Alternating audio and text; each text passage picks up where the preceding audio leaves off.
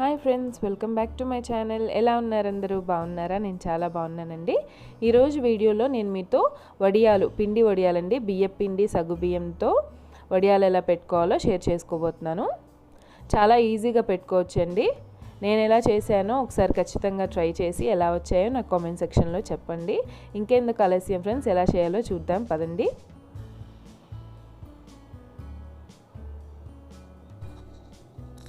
చాలా క్రిస్పీగా వస్తాయి వడియాలు.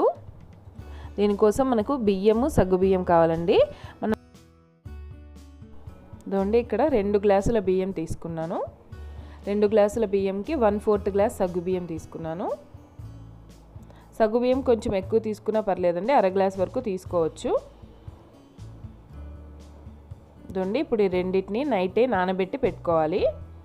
ఇదిగోండి నీట్గా వాష్ చేసుకొని నైట్ నానబెట్టి పెట్టుకున్నాక మార్నింగ్కి చూడండి సగ్గుబియ్యం ఇలా నానుంటాయి అండ్ బియ్యం కూడా నానిపోయి ఉంటాయి. ఇప్పుడు స్టవ్ మీద ఒక పెద్ద గిన్నె పెట్టుకొని 1 గ్లాస్ రైస్కి 8 గ్లాసెస్ వాటర్ వేసుకోవాలండి. అంటే ఇక్కడ 2 గ్లాసులు బియ్యం తీసుకున్నాను కదా, 16 గ్లాసులు నీళ్ళు వేసుకొని స్టవ్ మీద పెట్టుకున్నాను. తర్వాత ఇప్పుడు బియ్యంని మిక్సీకి పట్టుకోవాలి. ఈ మిక్సీకి పట్టేటప్పుడు వాటర్ కొలత ఏం లేదండి, మనం దోశ పిండి పట్టినట్టు పట్టుకోవాలి. ఇక్కడ 1.5 గ్లాస్ వరకు వాటర్ వేసాను.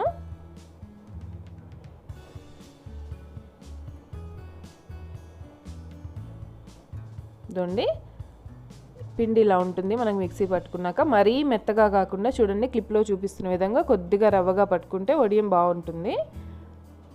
ఇదండి ఇప్పుడు పిండి మిక్సీకి పట్టుకొని పక్కన పెట్టుకోవాలి. తర్వాత ఇక్కడ ఒక 10 పచ్చిమిరపకాయలు తీసుకొని పేస్ట్ చేసుకోవాలి.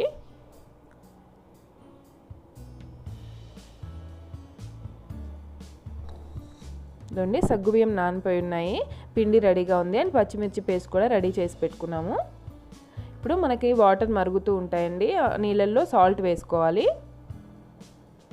సాల్ట్ కొద్దిగా తక్కువే వేసుకోవాలండి, వడియాలకి ఎక్కువ పట్టదు.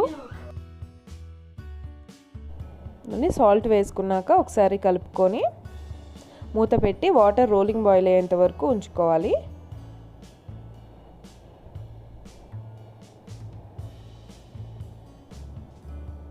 ఇదండి నీళ్ళు ఇలా మరుగుతూ ఉన్నప్పుడు సగ్గుబియ్యం వేసుకోవాలండి. నానబెట్టి పెట్టుకున్న సగ్గుబియ్యం వేసుకోవాలి.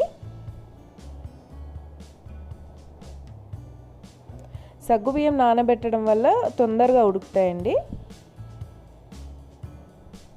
జస్ట్ ఒక 10 నిమిషాల్లో ఉడికిపోతాయి.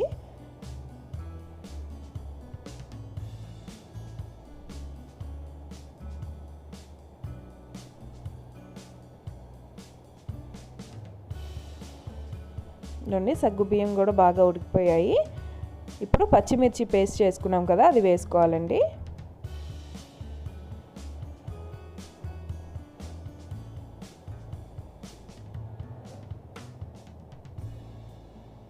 ఇదండి పచ్చిమిర్చి పేస్ట్ వేసిన వెంటనే మనం మిక్సీకి పట్టుకున్న బియ్యం పిండి కూడా వేసుకోవాలి.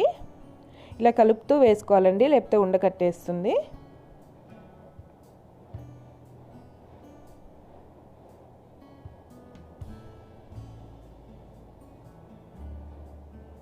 ఇదండి మనం పిండి వేసుకున్నాక ఇలా కలుపుతూ ఉండాలండి ఒక 5 నిమిషాల వరకు.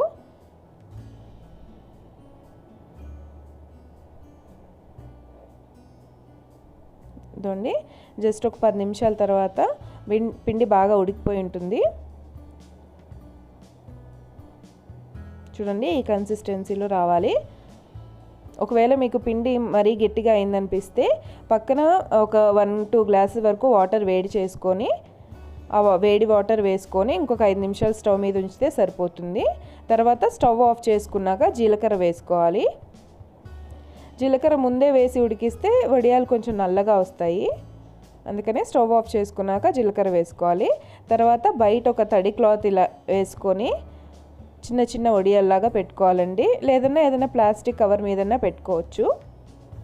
నేను ఇక్కడ క్లాత్ తడి చేసి వేస్తున్నాను వడియాలు. క్లాత్ గట్టిగా తడి చేసి గట్టిగా పిండేసి ఇలా చిన్న చిన్న వడియాలుగా వేసుకోవాలి.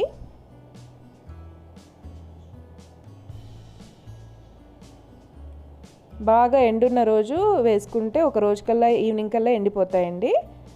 తర్వాత చూడండి ఈవినింగ్కి కవర్ మీద అయితే ఈజీగా వచ్చేస్తాయి, క్లాత్ మీద కాబట్టి ఇలా వెనక్కి తిప్పి కొద్దిగా వాటర్ చల్లుకొని 5 నిమిషాలు అలాగే వదిలేసి వడియాలు తీస్తే ఈజీగా వచ్చేస్తాయి.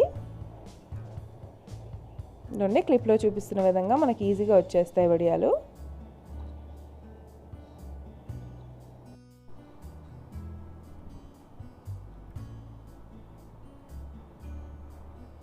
చూడండి ఇలా అన్ని వడియాలు తీసుకొని ఒక ప్లేట్లో వేసుకోవాలండి.